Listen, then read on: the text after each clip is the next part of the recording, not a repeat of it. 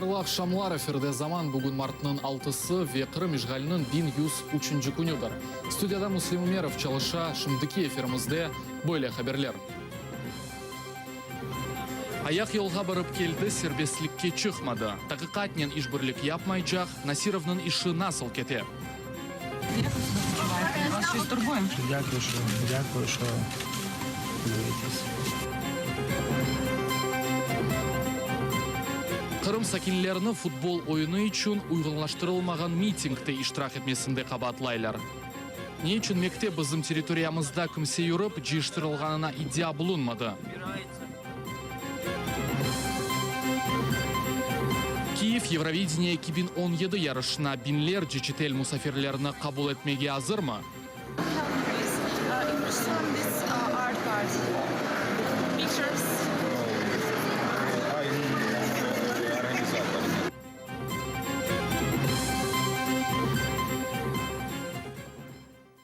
$2 миллиард гривналык резонанс бір үш. Санкидерсін гипертоник кризис ве инфаркт хасталығына даянған Насиров аяққа тұрып, тақиқатнен ішбірлік япабележек екен.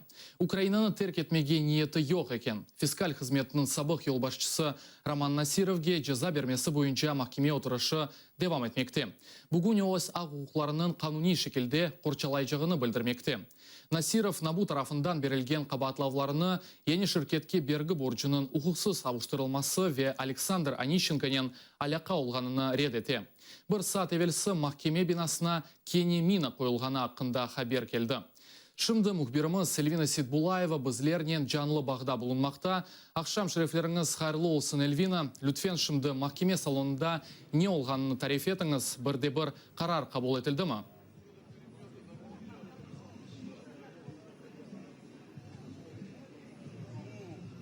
Ассаляму алейкум, студия. Шымды біздер Соломенский район махкемесінде бұлынамыз. Тышарда чоқ активистлер бар, оларына әлерінде мили байрақлар ве түркулер янғарай. Ичерсінде есе Роман Насировын іші бойынша махкеме іші девам еті. Роман Насировда Маджаристан ве Бүйік-Британия ватандашлығы ақында паспортлар олғаны ақында хабер илан етілді. Прокурор Андрей Перовның айтқанына көре бұл более весіқалар телуке пейда олай, телукеге себепчі олай, чүнке прокурорның айтқанына көре бұл шенленгенін жазаламаға ве она ешнеби мемлекетке қачмаға ярдым ете біле. Қабаршылыққа қаршы күреш прокурор Назар Холодницкий демында олған еді ве о қиметлі весіқаларына өз прокурорларына теслим етті. Келін соны іштейк. Не боїтеся, що він може втекти? Боїмось, звичайно, тому і вживаємо завжди, хотів, щоб цього не сталося. Обираємо запобіжний захід тримання під вартою, то, що ми просимо. Кажуть, що знов замінували. Двічі в одну річку не війдеш, але в Україні це можна. Махкемеге кардиолог екімніде чағырдылар, оның айтқанына көре Роман Насировға яшайшына телуке yok. Да күндіз махкемечі Александр Бобровников Роман Насировның имайесіне тіби экспертизаны кечірмеге рет еті. Чүнке Набу хадимлера да евел екімлерден, яғни кардиология институтындан сағлық ақында весіқаларына тақдим еткен еділер, амма бүгін ашам денешмелер олды ве бұны экспертизаны кечірмеге, бұл экспертизаны кечірмеге қарар алынды. Келін соларына іштейк. Ми наполягаємо задоволення нашого клопотання, але вже яке рішення ви приймете, це вже кажуть, від нас не залежить. Відмова лікарів швидкої медичної допомоги від надання і госпіталізації Насирова була обумовлена тим, що він відмовився від обстеження для того, щоб встановити все ж таки, чим він хворий, а не тим, що медичний заклад посилався на те, що він вже десь перебуває на лікуванні чи ще щось. Тому це позиція виключно підозрюваного була. Ваша честь, прошу не вводити суд в оману. Роман Михайлович хворіє чи не хворіє, ми не знаємо. Ми не фахівці, прокурори не фахівці, прокурори не лікарі. Вони лише користуються своїми правами, наданими їм державою для захисту суспільства і особи. Тому прошу звернути увагу, що в разі незабезпечення проведення медичної експертизи захист може поставити питання, вся спільнота, не тільки ми, Україна, може поставити питання про порушення статті 3 Європейської конвенції «Це заборона катування». Що стороною захисту не було надано до суду жодних доказів необхідності проведення вказаної експертизи. З огляду на викладене, приходжу до висновку про відсутність підстав для задоволення клопотання. Керуючись статтями 242-309 КПК України, слідчий суддя ухвалив відмовити в задоволенні клопотання адвоката Лисака про призначення судово-медичної експертизи щодо визначення стану здоров'я підозрюваного Насірова Романа Михайловича. Ухвала оскарженню не підлягає. Mahkemeci Roman Nasirov tünyon olğan KB sədilerde oturmay. Bugün o ayağa turdu. Hatta çünkü tünyon 72 saat yani cezalanıp belgelenip müddeti yakınlandı. Bugün o ayakta ve koridorlar boyunca yürüyordu. Ona advokatlar da yardım etti. Şunu etmek isteyeyim ki içtimai ağlarda o mahkemecinin çalışkan yerinde oturğana hakkında fotoresimler de peyda oldu. Onun sağlığı yavaş yavaş güzel çünkü o indi yürüyor hem de mahkeme işinde iştirak etti. Geliniz bakayım. Можна ще розпитати, як ви себе почуваєте? Вас щось турбує? Дякую, що дивитесь. А чи пустили до вас лікарі вночі? Зранку? Вони вам надають допомогу?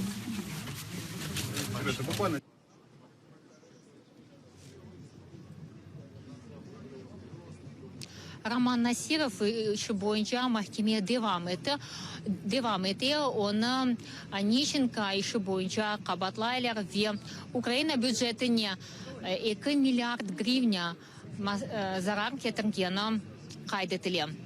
Stüdyo. Sağ olunuz, bizlerden canlı bağda Elvina Sitbulaeva bulunaydı. Şimdi o Kiyev şehrinin Salomensk mahkemesinde buluna. Bizler ise devam etemiz. Roman Nasirov bulungan mahkemede gece tınç geçmedi. Tönevin 23:52 dakika geçkende onun hapiste tutup müddeti yükünlendi.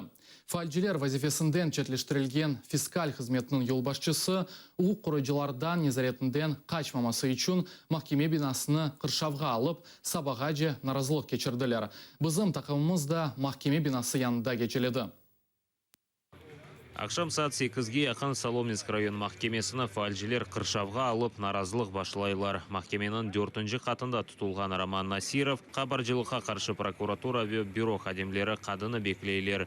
O Nasirovke nisbeten sınırlanovnen bağlı usulunu belgilemek gerek. Sınırlanov usulu belgilenmesine ayrılgan 72 saat 23:52 dakika geçkende yakınlanıyor.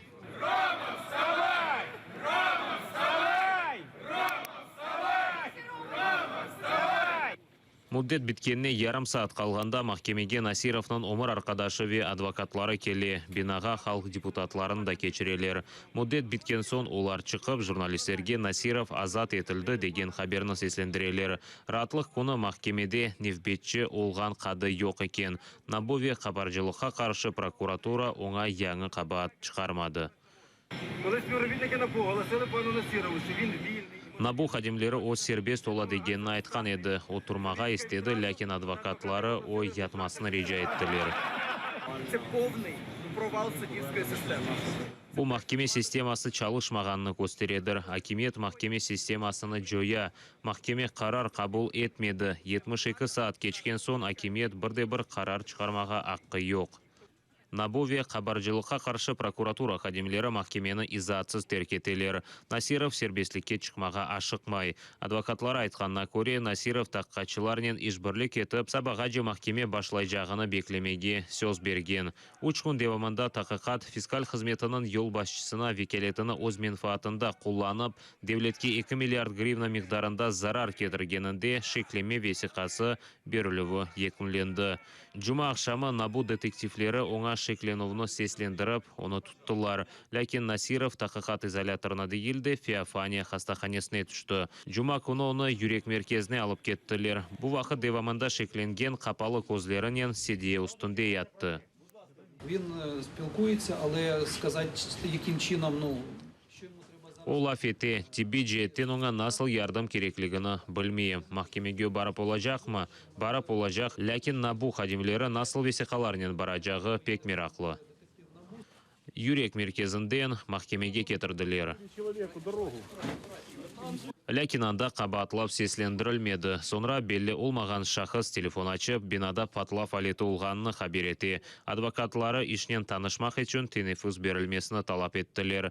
Махкеме базар күнне қадар вақыт айыра. Роман Насиров көзлеріні açып, журналистлерінен лафеті башлады. Насылсыныз? Ярамайым. Махкеме насыл кече?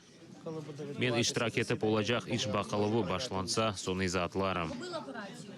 Сізге амелият япылды ма? Мені тедавиледілер.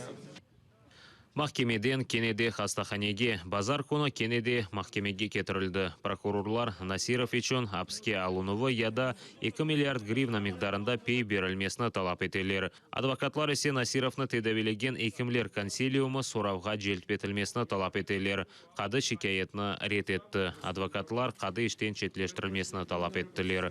Базар күні ішіні бақажақ дигер қадыны тапып оламадылар. Роман Спиридонов, Эльвина Сейтбулаева, Эльдар Исматов, Заман, АТР.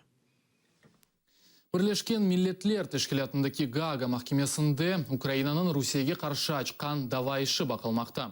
Русияге Украинаға қаршы терроризм ве дискриминация әрекетлерінде қабатлана. Бүгін Украина тарафы ярын Русия тарафы сөзге чыққажақтыр. Отырушылар жұма ақшамы, яғни март айының 9-ына кечірілежек. Украина етінің елбашчысы Украина тыш ішлері назерінің муавины Елена Зеркальдар. Мен халқара махкемеге мұражаат етіп, Украина ватандашларының эсас ақларының риайет етмесі иле реджада болындым. Біз халқара ақ бойынша адалетлікке ынтыламыз. Русия халқара нормаларыны көрмемезлікке ұрғаны үшін украинлілер өзлерінде террор ве дискриминацияны дуялар. Адвокат Эмиль Курбидинов Гаагадaki халқара махкемесіне Қырымда украинлілер ве Қырым татарларға қаршы кечірілген тақипнен бағлы мұражатыны йоллаған.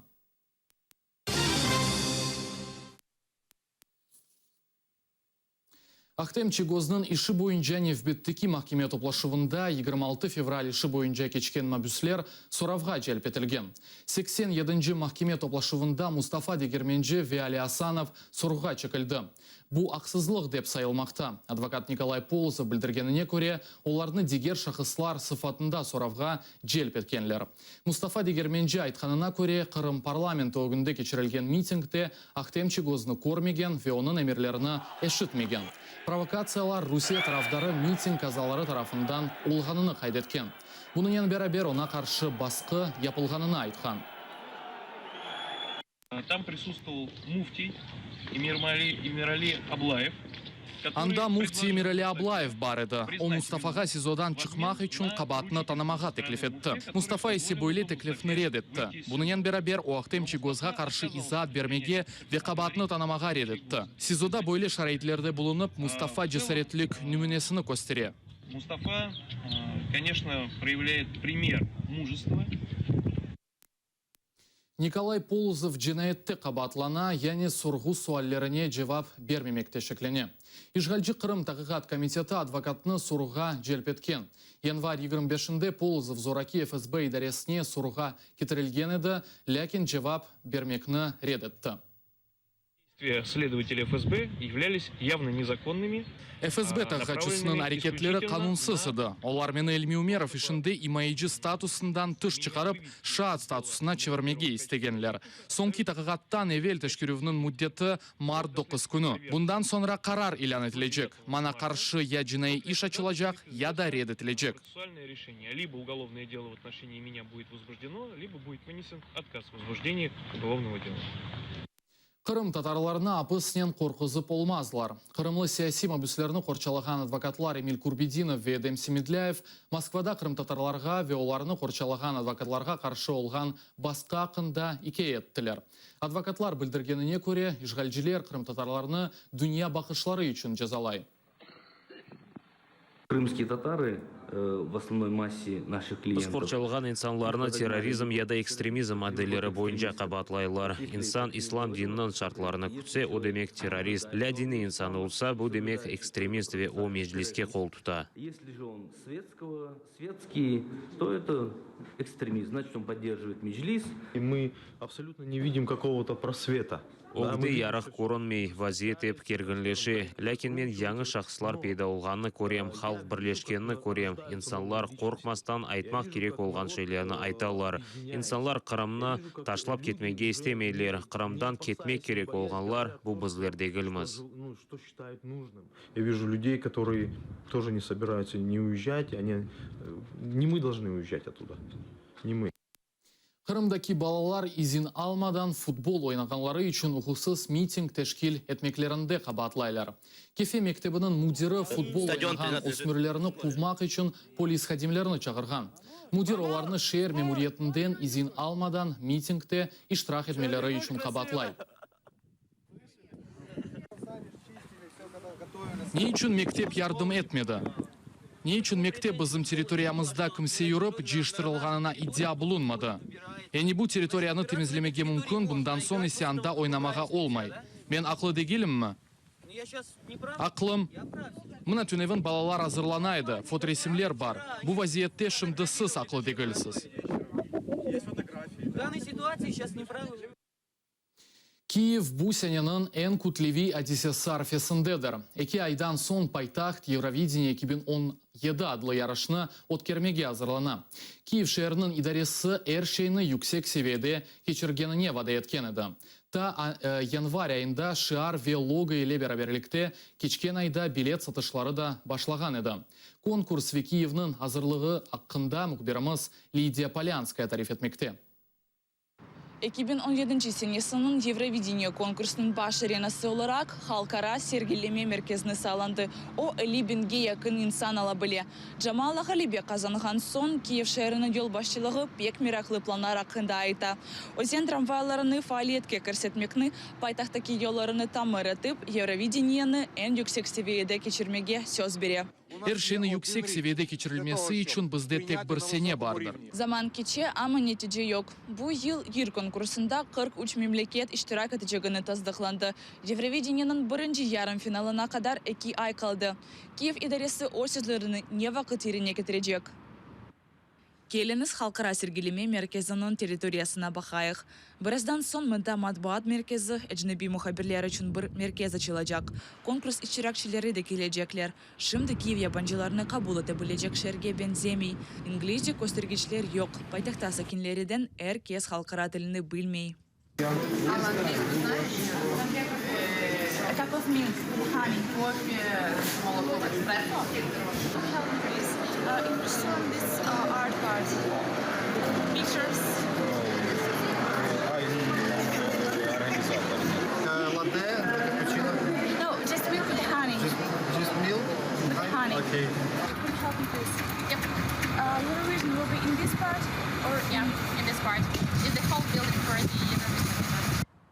Өзен трамвайларыны да yok. Yol her yerde yakşı değil. Kiev idaresinin vekillerini şu bilinmemege rica edeler. Her şey zamanında olacak dep ayta.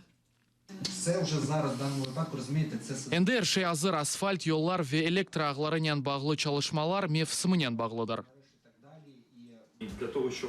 Fevral ayında istifaga ketken eski teşkilatçılar Kiev'nin hazırlanmamasının bağlı Keçküv'de birinci kanalının yanı takımının yolbaşçıları mesuliyetli olganına aytta. Yani yanı reberler kelgen son hazırlık işleri toxtatılgan. Сталося те, що сталося, прийшла... Olğanı oldu. Yanı takım kelip iş gidişatının avuşturulmasını istegen. Demek iş 2 ayga toxtatıldı. Ця робота була призупинена. Kiev idaresi 1 aprelge kadar sergileme merkezi yanında toprak daha güzel olacak dep ayta. Kuruculuklarını bannerlerden kapatıp, maflarını başka yerge avuşturacağına, yer daha da temiz olacağına söz bere. Вона не буде виглядати так. Вона буде повністю забрендована. Бу бойле тарафтан көрінмес. О Земаневи ве халқара биналардан бірісі оларақ пек гүзел форматны ташыйжақтыр. 2016 senesi Джамал Астагыльмда галибе казанған сон, о тек Украинаның галибесі дегілді. Невбеттеки Евровидение Киевде кетірілежегі аққыны да казанды демекеді. Бұл Украина бюджетіне ағыр кетерді. Украина акимиеті Евровидение 2017 үшін милли бюджеттен 455 миллион айырды. 200 ise Киев бюджетінден масраф етілді.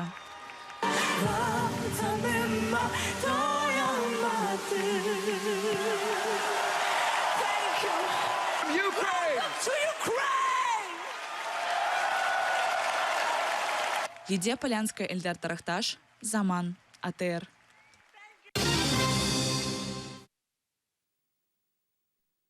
Türkiye'de London'da faaliyet göstergen Kırım Tatar yazıcı Cengiz Dağcı anıldı.